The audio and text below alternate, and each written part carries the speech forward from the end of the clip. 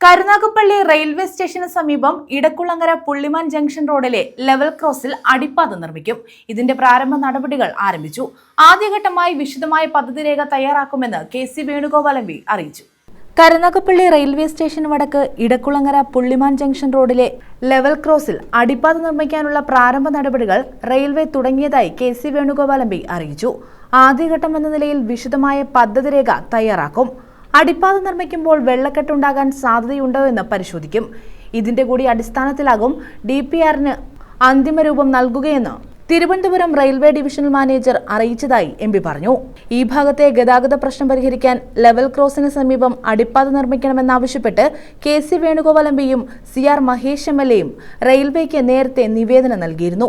Railway സ്റ്റേഷനോട് ചേർന്ന level cross ആയതിനാൽ ഈ ഭാഗത്ത് ഗേറ്റ് നിരന്തരം അടച്ചിടേണ്ടി വരുന്നു.